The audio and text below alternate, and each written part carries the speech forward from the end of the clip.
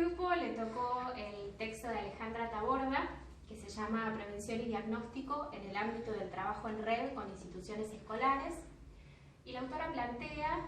que la posibilidad de poder concretar el rendimiento académico se da en todos los niveles educativos, incluso en la universidad, y que la mayoría de las consultas psicológicas se dan en los niños de estamentos de escolarización, que es nivel inicial y escuela primaria. Entonces, ella plantea el peso que tiene la constitución subjetiva para el aprender y pensar, y que en la escuela, en la institución escolar, esto se está reconociendo cada vez más. La autora plantea el aprender y el pensar como dos capacidades, dos procesos que se van desarrollando en lo que ella llama una matriz vincular, que tiene que ver con todas las vivencias relacionales que va desarrollando el niño desde que nace hasta que atraviesa por la institución escolar, por la escuela, con las modalidades inconscientes y conscientes que van teniendo esos vínculos. Por supuesto que también se suma la relación que tenga con la institución escolar. De esta manera, ella plantea el ejemplo de un niño que no iba bien en el colegio, no le iba bien en la escuela, no podía aprender, no podía prestar atención, no sentía curiosidad por ninguna materia, pero sí tenía un gran desarrollo en su inteligencia musical, en toda la parte artística. Entonces la autora plantea este ejemplo como forma de poder entender el aprender a la hora de elaborar síntomas. En este caso, el desarrollo de la parte artística tenía que ver con que esto le recordaba a su mamá, a quien había perdido a los 6 años, y era una forma de poder hacer presente aquello que estaba ausente. Entonces, Alejandra Taborda nos invita a pensar justamente cómo el aprender implica un gran trabajo psíquico que permite poder elaborar síntomas, poder buscar caminos o vías alternativas para poder elaborar el sufrimiento psíquico de esta forma. Y bueno, las chicas después van a seguir desarrollando otro eje central que tiene que ver con poder entender a estas dificultades del aprendizaje en cada uno de los niños, de acuerdo a su historia personal, de acuerdo a las vivencias relacionales que van desarrollando a lo largo de su vida, en el paso con la escuela, y cómo poder centrarnos también en los aspectos saludables que presente, en sus fortalezas, para poder trabajar con eso. La importancia del diagnóstico diferencial y de poder desarrollar un trabajo, un proceso psicodiagnóstico para poder comprender el síntoma, qué es lo que le está sucediendo, siempre en relación con su historia personal, con su familia, con los docentes, con la escuela y con el grupo de pares. De los puntos que tiene en cuenta la autora en el texto son el lugar que ocupan las derivaciones escolares en la consulta psicológica. Dice que estas derivaciones escolares ya vienen con un diagnóstico previo a la consulta, que son dadas por la misma institución y que tienen profesionales de la salud. Estas derivaciones con estos diagnósticos pueden ser dificultad en el aprendizaje, dislexia, discalculia, disgrafia, trastornos de déficit de la atención con o sin hiperactividad. La autora, para profundizar en esta problemática, trae un ejemplo al texto que es un estudio estadístico que se realizó entre los años 2000 y 2004 en el que en el CIAP, en ese momento era el CIS, donde se toma una muestra de 130 niños de distintos sexos y en el cual esas derivaciones, el 96% eran relacionadas a lo escolar, dificultades en cambiar, y el 4% eran relacionadas a otro tipo de problemáticas. De ese 94%, de ese 96%, el 33% eran problemas de aprendizaje, el 54% hacían referencia a conductas impulsivas, el 10% eran no adaptarse a las normas y un 3% eran fobias escolares. A partir de esto, la autora dice que estas problemáticas presentadas en las instituciones escolares se pueden dividir en 3 grupos. Un primer grupo en el cual está basado en la impulsividad, en las formas agresivas, sistemáticas que presentan estos niños, como una manera desafiante para poner en acto, hacer estas maneras desafiantes, repitiendo las relaciones, repitiendo otro tipo de relaciones, como por ejemplo rechazar, ser rechazado, excluir, ser excluido y demás. El otro grupo es la indiferencia, estos niños que son más retraídos, que hacen más a la pasividad. Dice que en este tipo de niños, en este tipo de diagnósticos, es niños que no pueden jugar, que no pueden imaginar, que no pueden expresar su mundo infantil.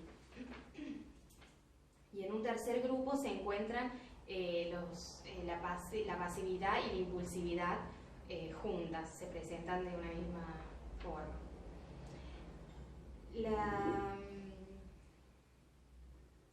Estos 3 grupos, donde sí hay un déficit psíquico,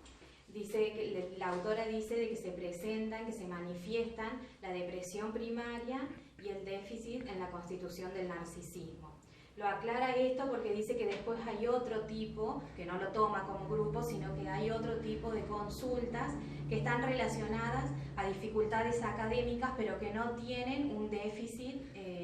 psíquico, sino que son otro tipo de problemas. En este marco, la autora se hace planteamientos sobre si las dificultades en el aprendizaje son del niño, de la institución, de los padres o de todos en conjuntos. Y dice que la escuela es una institución la cual es percibida como el lugar donde una persona se subjetiviza y es la encargada, o es vista como la encargada de proveerle al individuo la incorporación al sistema, o en su defecto dificultarle este tránsito. Y bueno, y dice que la escuela también es el reflejo de las dificultades que vamos surgiendo tanto a nivel sociocultural, y se ven afectadas en la misma, y en las dificultades que presentan los niños. Otro de los puntos que toma el texto es el modo de entender las derivaciones escolares, que por lo general la causa es, por un lado, las dificultades psíquicas que trae el niño, o por el otro, las inhibiciones cognitivas. Pero hay otras líneas que van a expresar como que estas causas no necesariamente son las que va a llevar al niño que tenga problemas en el aprendizaje. Otro de los temas o puntos que toma la autora es un modo de entender las derivaciones escolares. Por lo general, las dificultades en el aprendizaje se atribuyen a 2 causas centrales, que son o las dificultades psíquicas o las inhibiciones cognitivas. Ante esto va a surgir como otra explicación, que se va a referir a no querer saber de sí ni de los otros. Claro, esta significación de la problemática ha resultado muy controversial, por lo que se han presentado 2 posturas. Por un lado, los profesionales de la salud van a explicar que se debe a un déficit cognitivo profundo, basados en resultados psicométricos. Y estos resultados psicométricos no se han tenido en cuenta los alcances ni las limitaciones, ya que para hacer un verdadero diagnóstico se debe tener en cuenta la parte cualitativa y no netamente el porcentaje. Por ello, el paradigma en que se basan por lo general los resultados numéricos, como ser el coeficiente intelectual, estamos hablando del paradigma porcentil, debe ser utilizado como una guía que sea transversalizada por la interpretación cualitativa. No obstante, pese a estos esfuerzos de que no se utilicen más o que no solo sea determinante un número, se sigue rotulando a los chicos. Por ejemplo, la atomización que se utiliza es hablar de un chico que tiene dislexia, disgrafía o como el sobrediagnóstico de lo que es el trastorno de déficit de atención. Como habíamos dicho, había dos posturas en este no querer saber de sí ni de los otros. La otra postura va a entender el sentido de lo que el síntoma encierra. Va a hablar de algo más subjetivo, que es lo que se pretende abordar en este texto. Como dijimos, lo que se realiza este tipo de rotulaciones, que se pueden llevar a cabo en lo que son las escuelas por parte de docentes, lo que hacen es confundir su causa con la consecuencia, que a su vez genera como la exclusión, porque si a los niños o a los chicos los rotulás con un trastorno, por lo general las personas se tienden o si bien a alejar, a dejarlo solo o encasillarlo en ese rótulo que se le puso, lo que le puede producir un dolor psíquico a este niño. Pero otro punto importante que podemos abordar es que no solo el niño sufre con estas situaciones, sino podemos hablar del dolor psíquico que se genera en los otros, como en el caso de los docentes. No debemos olvidar que el docente es el receptor de las proyecciones transferenciales del niño y de su familia, que en algunos casos pueden exceder su rol o exceder en lo que es su persona. En este texto se presenta un fragmento de una entrevista que le realizan a una docente en donde ella explica que en su aula tiene un sector que atiende, que es la fuerza de vida que le da a ella para seguir, un sector que habla pero algo de atención presta a la clase, y está el otro sector que no presta atención, no participa, habla. Y lo que la docente hace con ese sector es ignorarlo, excluirlo. Ese sector no aparece. Y con ello podemos ver dos cosas. Primero, que las cosas que no podemos pensar, comprender, transformarlas, tendemos a excluirlas, que es como el caso de estos chicos. Y en segundo lugar, el tema de que hay una necesidad de crear un dispositivo que atienda a estas necesidades del docente, ya que si el docente no se siente bien, no puede realizar su función primordial de enseñar, de explicar contenidos, de hacer una función transgeneracional. Y tampoco el alumno el educando en realidad, no va a aprender, a atender, es como un círculo, en que si una parte no está bien, la otra tampoco. Y bueno, otro tema importante es que los problemas de aprendizaje de los niños consolidados, en un primer momento va a ser como la carta de presentación. Después eso va a tener como un bagaje de otro tipo de dolores psíquicos, que van a tener su data en la historia vital de ese chico, de su familia, de la escuela, todo transmitido transgeneracionalmente. Por ello, a la hora de hacer un diagnóstico diferencial hay que tener en cuenta el interjuego de atender, percibir, recordar, simbolizar, el vincularse y el desvincularse, con la realidad interna y externa, y también que al pensar y aprender se activan movimientos subjetivantes y objetivantes de la realidad, que ponen en juego la capacidad de seriar, clasificar, agrupar, separar e integrar. Es decir, que se aprende a clasificar en la medida en que el niño encuentra su lugar en el mundo. ¿Y de qué manera el niño encuentra su lugar en el mundo? Solo es posible a través de la relación intersubjetiva de reconocerse a sí mismo, pero a su vez diferenciarse de los otros. Y esto se va a inscribir en el psiquismo, que va a tener alta relación a las vivencias de fusión, separación, indiscriminación, discriminación,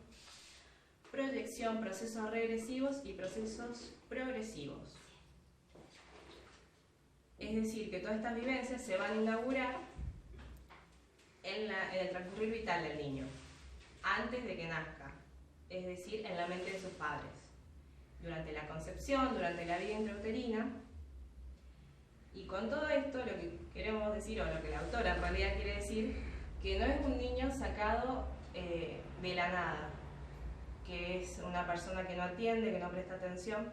sino es un niño inserto en una institución, en una escuela, con dos padres, o una configuración familiar diferente, en donde que no solo entra en juego solo esos padres o solo esa situación, sino un poco más allá de la vida de este niño, sino en realidad antes de su concepción. Por eso es que para hacer un diagnóstico hay que tener en cuenta un montón de variables. Que plantea el texto es el caso de lo que es el diagnóstico en el marco del trabajo en red con instituciones educativas.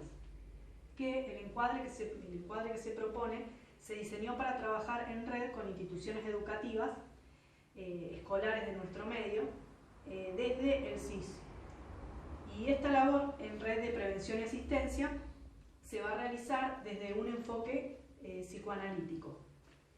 En el ámbito de la salud, el diagnóstico es un pilar central, ya que a las conclusiones a las que se llega o se arriba nunca resultan neutras para la persona, sino por el contrario, pueden configurarse en una práctica terapéutica que bien puede llevar a la comprensión del síntoma o convertirse en un etiquetamiento iatrogénico, que a esto se hace referencia cuando hablamos, por ejemplo, de falsas rotulaciones o postular apreciaciones ilusoriamente positivas. Entonces, el proceso psicodiagnóstico supone un proceso complejo que lleva a la recolección de datos, señales, y que implica concebir al sujeto como una estructura, es decir, teniendo en cuenta su núcleo sociofamiliar, su historia personal y única, su organización interna. Y bueno, desde este posicionamiento, el diagnóstico va a ser una síntesis de lo que es el motivo de consulta manifiesto y latente. Respecto al encuadre de trabajo, el ámbito de los gabinetes psicopedagógicos o de instituciones que trabajan en red con las escuelas, el encuadre se constituye a partir de la teoría que sustenta la práctica, que es la psicoanalítica, en el vínculo transferencial y contratransferencial. Que este vínculo va a decantar la comunicación, la interacción y el encuentro entre el niño, los padres, el docente, la institución y el psicodiagnosticador. Entonces, en este marco, los instrumentos que se proponen implementar es la entrevista con los padres o tutores legales, entrevista con el niño, entrevista con los docentes y luego se hace una entrevista de cierre y devolución o posible derivación. En lo que se refiere a la primera entrevista con los padres, bueno, en un primer momento se van a recolectar lo que son los datos filiatorios, tanto del niño como de los padres, y se va, digamos, se va a poner énfasis en el motivo de consulta actual. Que en este primer momento es importante tener en cuenta si la consulta proviene de una derivación escolar o si esta se da de manera espontánea. En caso de que se dé por parte de una derivación escolar, esto puede tomar un tinte o una matiz obligatoria y persecutoria para los padres. Por lo que antes de empezar a hablar del recorrido histórico del síntoma del niño, tenemos que trabajar estos aspectos persecutorios que se pueden generar en los padres. Entonces, la consulta puede ser presentada por los padres bajo una modalidad que remite a perturbaciones relacionadas de orden narcisista, y que esta patología promueve que el niño ponga en marcha movimientos defensivos como la desestimación o la desmentida. Y el hijo puede quedar atrapado en proyecciones masivas de los aspectos insoportables, en un doloroso retorno de lo reprimido, y además pone de manifiesto lo no constituido como función psíquica de los padres. Entonces, en este contexto, el niño y sus síntomas van a ser vividos como el desastre que debe ser expulsado. También las depositaciones masivas de las dificultades de los padres y del niño, que hacen que el mundo externo se torne peligroso y causante de la problemática. Y también el repliegue narcisista de indiferenciación entre el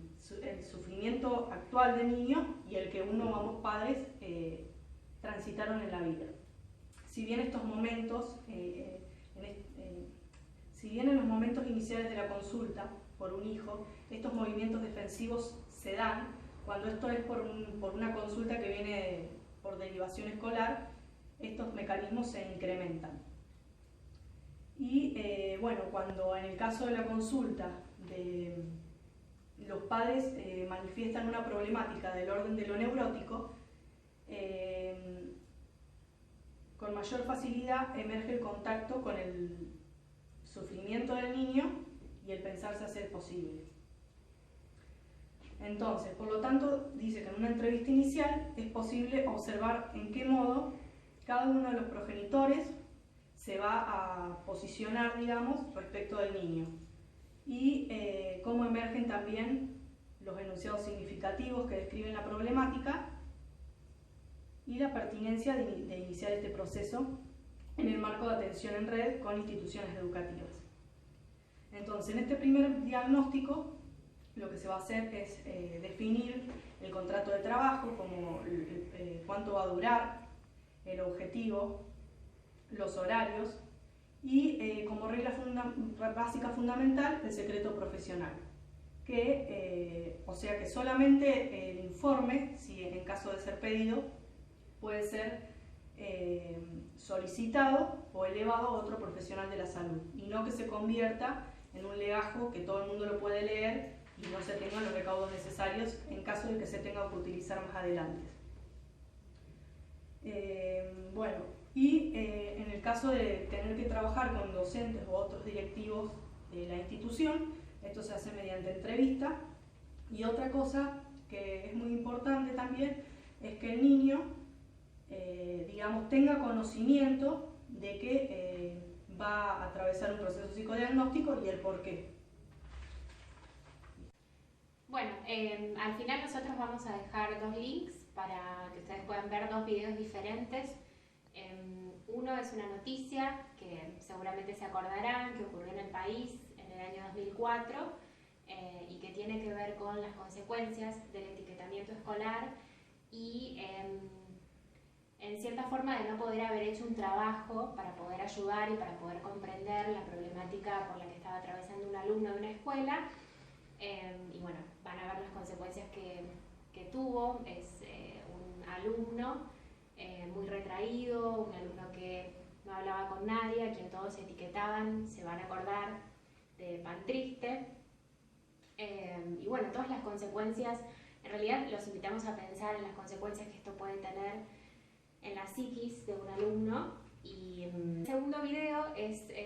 una serie de etiquetas que cada uno de los chicos tiene,